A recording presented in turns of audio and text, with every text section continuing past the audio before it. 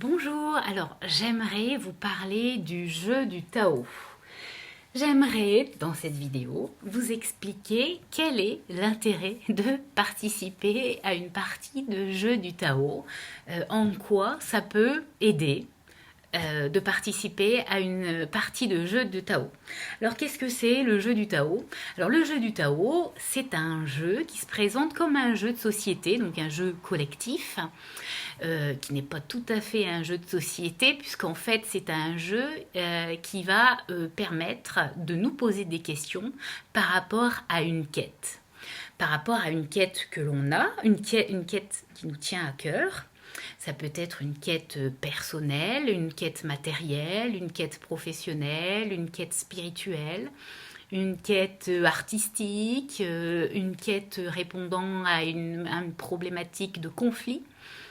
Voilà, ça peut être vraiment ça peut être une multitude de quêtes.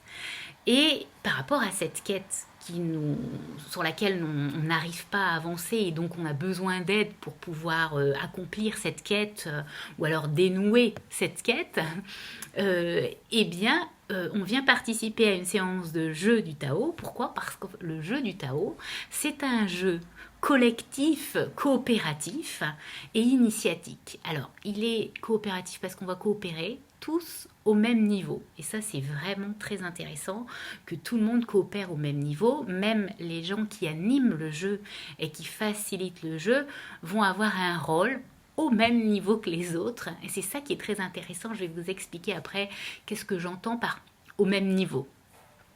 Ensuite, dans ce jeu, quand je dis qu'il est initiatique, c'est qu'en fait, à la fin d'une partie, ou même de plusieurs parties, si votre quête nécessite que vous ayez besoin de jouer encore et d'aller explorer d'autres mondes dans la quête, eh bien, vous allez forcément initier des choses nouvelles dans votre vie.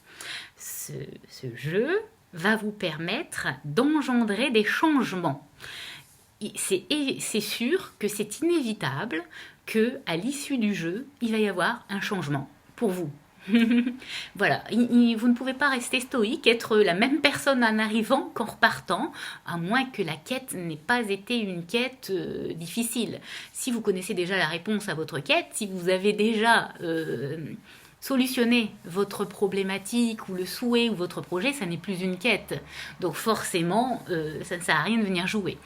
Il faut venir jouer au Tao à une partie de jeu du Tao, quand on a une quête vraiment qui nous tient à cœur et que on ne voit pas d'issue à cette quête, on ne voit pas de solution, où on est coincé dans quelque chose ou dans une situation, dans notre situation dans laquelle on est par rapport à cette quête, on sent qu'on est un peu englué et qu'on a du mal à voir clair, qu'on a du mal à comprendre les tenants et les aboutissants. Et en fait, c'est là où le jeu est vraiment très éclairant. Alors, je vous explique comment le jeu va être très éclairant.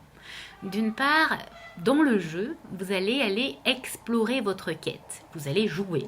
Comme si c'était un jeu de société, vous allez lancer les dés, vous allez avancer votre pion et vous allez aller explorer différents mondes. Dans le jeu, il y a 4 mondes.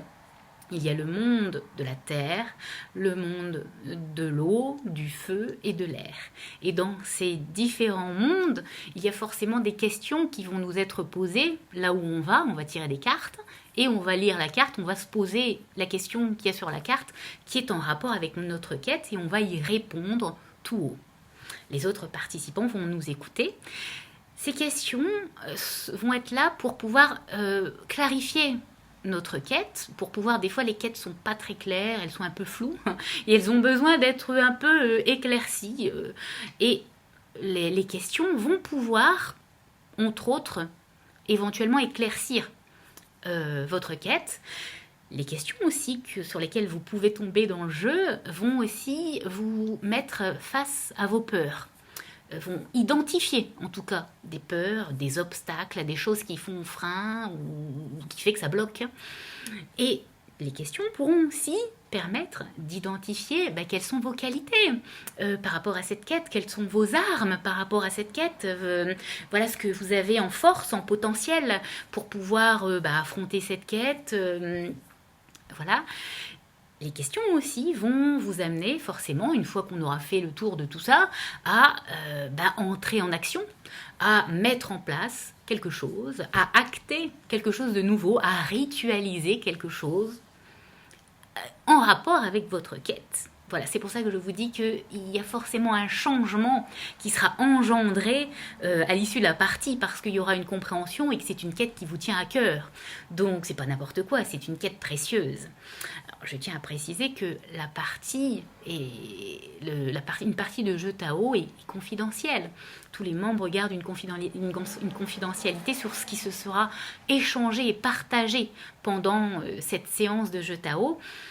C'est un moment aussi un petit peu hors du temps, où on va se sentir guidé. Il va y avoir des synchronicités, vous allez voir, comme si une puissance supérieure était là pour orchestrer tout, et pour que tout soit tout d'un coup compréhensible.